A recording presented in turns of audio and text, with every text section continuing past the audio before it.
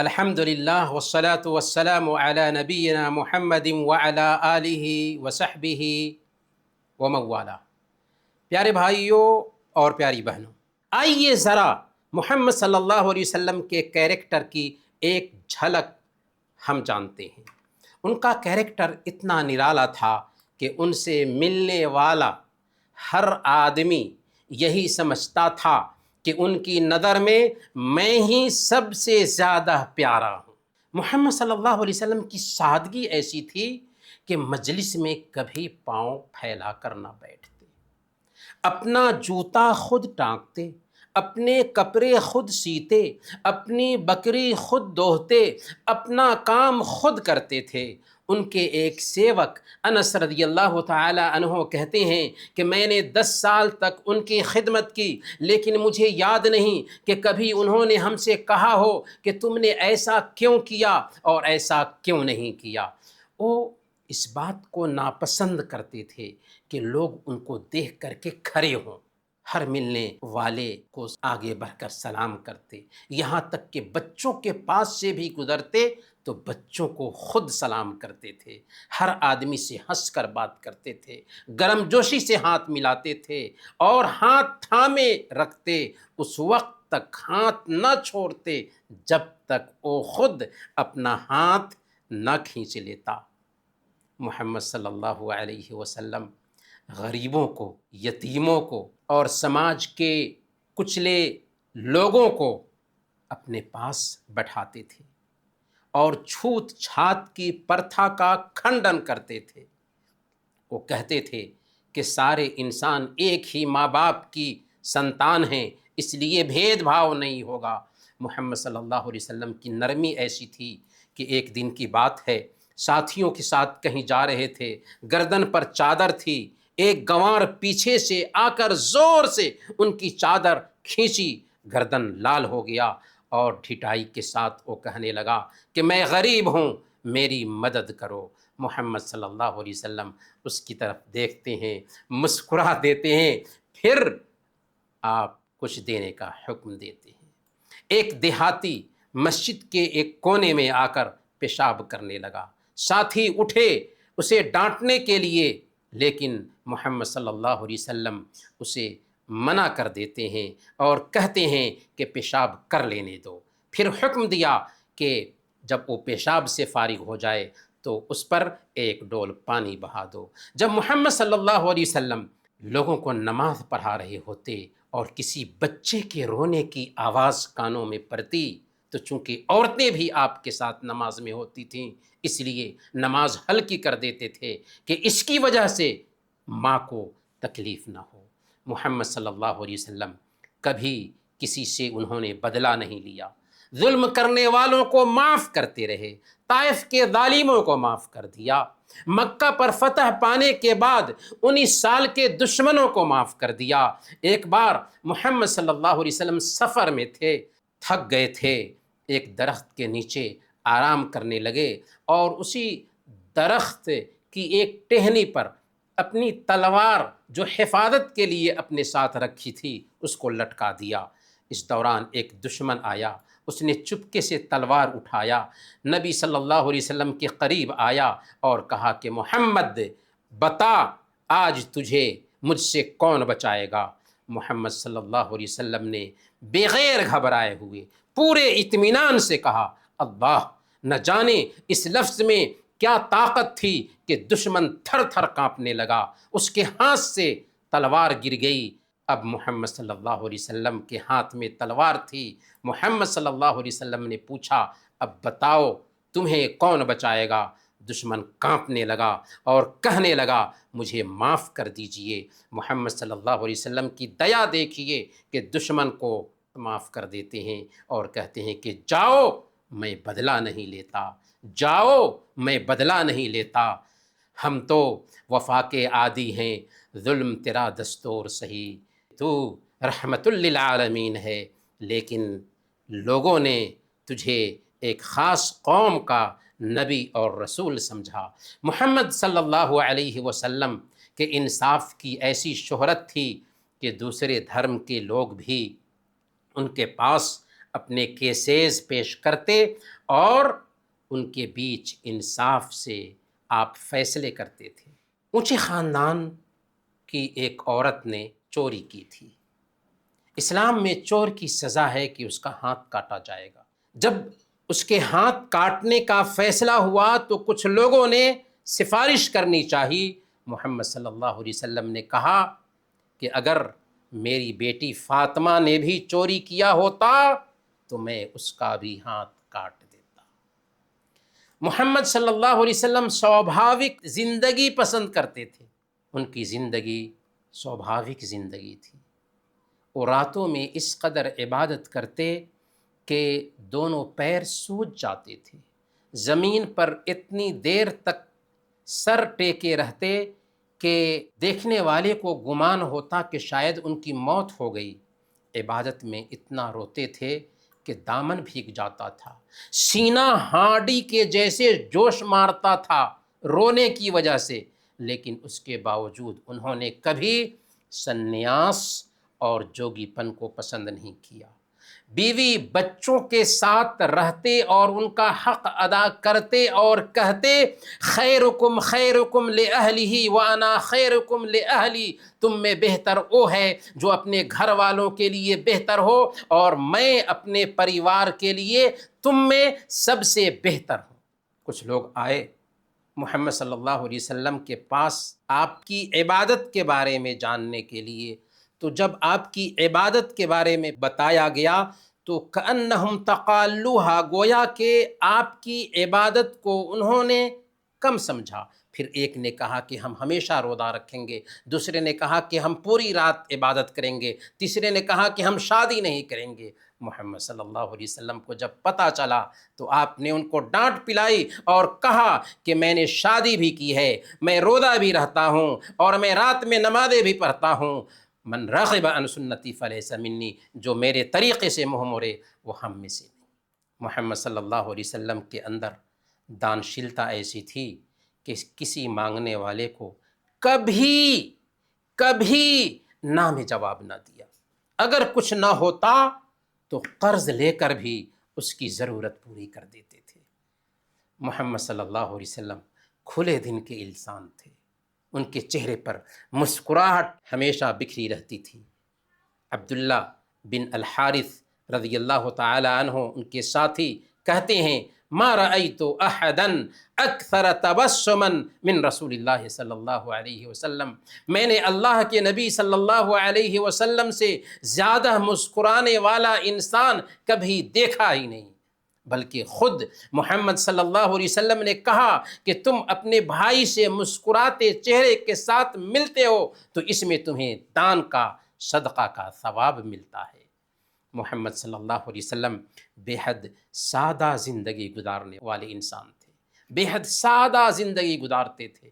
وہ حاکم تھے، راجا تھے، لوگوں پر ان کا راج چلتا تھا، عیش و آرام کی زندگی گزار سکتے تھے، لیکن انہوں نے سادہ زندگی گزاری۔ ان کا گھر بہت تنگ تھا۔ بستر کیا تھا جانتے ہیں؟ کھال کا بستر تھا جس میں کھجور کی چھال بھر دی گئی تھی۔ کبھی پیٹ بھر کر کھانا نہیں کھایا، نہ کبھی فاقہ کی شکایت کی۔ کبھی ایسا ہوتا کہ بھوک کی وجہ سے ان کو رات بھر نیند نہیں آتی، مگر اگلے دن پھر وہ روزہ رکھ لیتے تھے۔ مہینوں گزر جاتا اور ان کے گھر میں آگ نہیں جلتی تھی۔ کھجور اور پانی پر گھر والوں کا گزارا ہوتا تھا۔ انہوں نے جو آخری رات دنیا میں کاٹی، اس رات ان کی بیوی عائشہ رضی اللہ تعالی عنہا نے چراغ جلانے کے لیے تیل ایک پڑوسن سے ادھار لیا تھا، اور یہ سادگی میرے بھائیوں اس وقت اپنائیں جب وہ ایک ملک کے راجا تھے، بادشاہ تھے۔ گویا کہ یہ سادگی اختیاری تھی، کوئی مجبوری نہیں تھی۔ جیسی سادگی خود اپناتے ویسی ہی نصیحت اپنی فیملی کو بھی کرتے تھے۔ ایک دن ان کی لاڈلی بیٹی فاطمہ رضی اللہ تعالی عنہا آپ کے گھر آئی تاکہ تنور کی آگ سے ہاتھ جھلس گئے تھے، چکی پیسنے کی وجہ سے چھالے پڑ گئے تھے، کوئی نوکر مل جائے، لیکن محمد صلی اللہ علیہ وسلم کو گھر پر نہیں پایا۔ عائشہ رضی اللہ تعالی عنہا سے ساری بات کہہ دی۔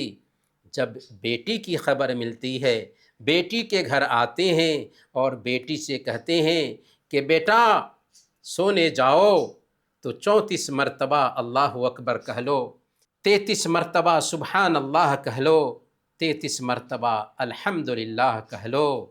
خیر لکما من خادم، تم شوہر بیوی کے لیے خادم سے بہتر ہوگا یہ وظیفہ۔ محمد صلی اللہ علیہ وسلم کبھی کسی کھانے میں عیب نہیں نکالتے تھے، کھانا اچھا ہوتا کھا لیتے، کھانے کی خواہش نہیں ہوتی چھوڑ دیتے۔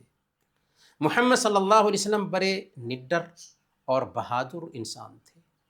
1 مہینے کی دوری سے دشمن ان سے کانپتے تھے، لیکن پھر بھی انہوں نے اپنے دشمنوں سے بدلہ نہیں لیا، عام معافی کا اعلان کیا۔ اسی لیے جنہوں نے دشمنی کی تھی وہی ان سے دوستی کرنے لگے، کیونکہ ان کی سچائی کو لوگوں نے سمجھ لیا تھا۔ اور ہر زمانے میں جو لوگ بھی محمد صلی اللہ علیہ وسلم سے دشمنی کرتے ہیں، جب ان کے قریب ہوتے ہیں، یعنی ان کی زندگی پڑھتے ہیں، ان کے بارے میں جانتے ہیں، تو ان سے دوستی کرنے لگ جاتے ہیں۔ محمد صلی اللہ علیہ وسلم کو جھوٹ بولنے سے سخت نفرت تھی، وہ دوسروں کی عیب جوئی کو سخت ناپسند کرتے تھے۔ ایک بار ان کی بیوی عائشہ رضی اللہ تعالی عنہ ان کی دوسری بیوی صفیہ رضی اللہ تعالی عنہ کے بارے میں کہہ دیتی ہیں کہ حسبک من صفیۃ کذا و کذا، صفیہ کا پستہ قد ناٹی ہونا کافی ہے آپ کے لیے۔ آپ غصہ ہو جاتے ہیں اور عائشہ سے کہتے ہیں لقد قلت کلمۃ لو مزجت بماء البحر لمزجت ہو، عائشہ تو نے ایسی بات کہہ دی ہے کہ اگر سمندر کے پانی میں اسے ڈال دیا جائے تو سمندر کا پانی بھی گدلا ہو جائے۔ محمد صلی اللہ علیہ وسلم بچپن ہی میں ماں کی ممتا سے محروم ہو گئے تھے، لیکن انہیں ماں کی بہت یاد آتی تھی۔ صحیح مسلم کی روایت ہے، محمد صلی اللہ علیہ وسلم کہتے ہیں کہ میں نے اپنے رب سے اجازت طلب کی کہ میں اپنی ماں کے گناہوں کی معافی کے لیے دعا کروں، تو مجھے اجازت نہیں دی گئی۔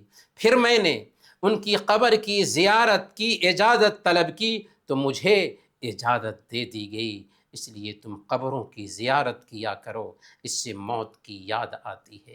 پیارے بھائیو، اب آئیے ہم جانتے ہیں کہ اس مہان انسان کے ذریعہ دنیا میں کیسی تبدیلی آئی۔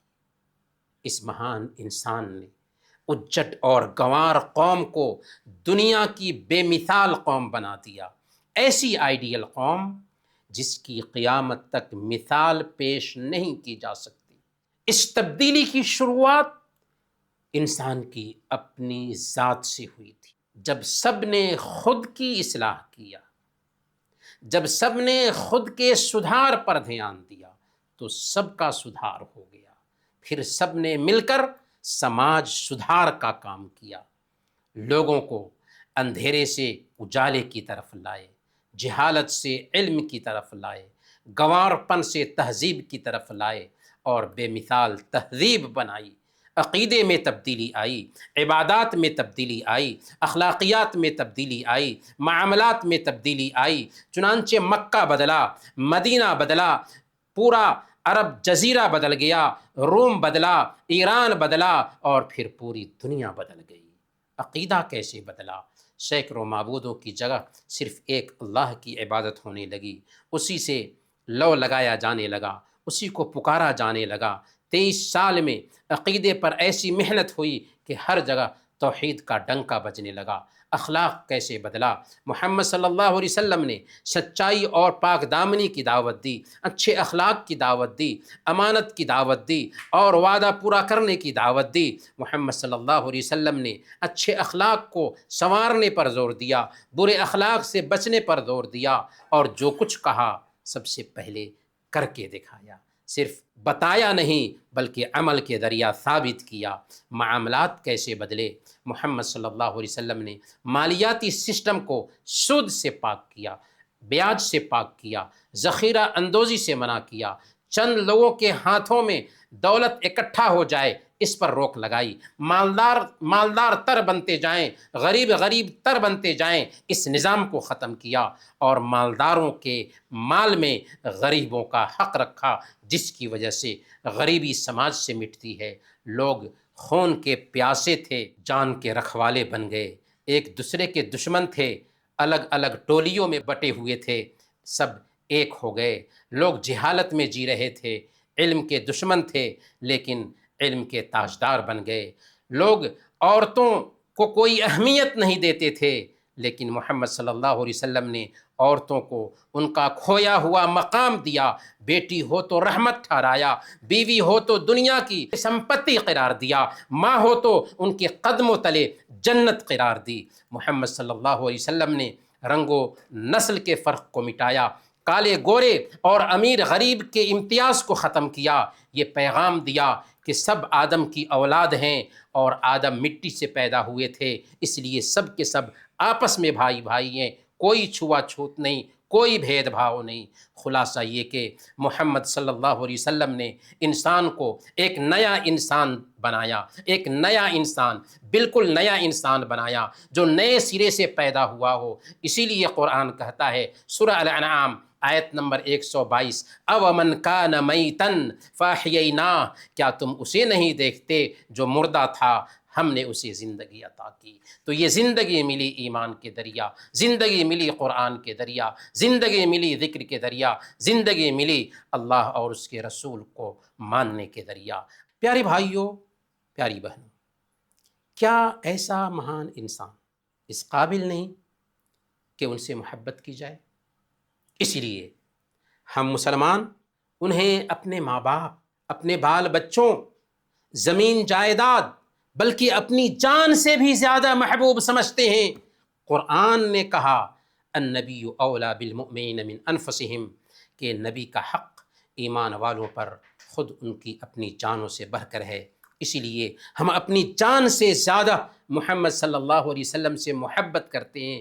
آخر ہم ان سے اتنی محبت کیوں نہ کریں کہ انہی کے ذریعہ ہمیں جینے کا طریقہ ملا، رب ملا، رب کا قرآن ملا، رب کی باتیں ملی، ہدایت ملی، سچائی ملی اور نجات کا راستہ ملا۔ وہ سب کے ہیں، سب کے اپنے، کسی کے غیر نہیں۔ ضرورت ہے کہ انسانیت انہیں پہچانے۔ اگر انہیں پا لیا تو سب کچھ پا لیا، اگر انہیں کھو دیا تو سب کچھ پانے کے باوجود کچھ نہ پا سکے۔ اللہ ہمیں ان کو اپنا آئیڈیل بنانے کی توفیق دے، آمین۔ وصلی اللہ علی نبینا محمد وعلی آلہ وصحبہ اجمعین۔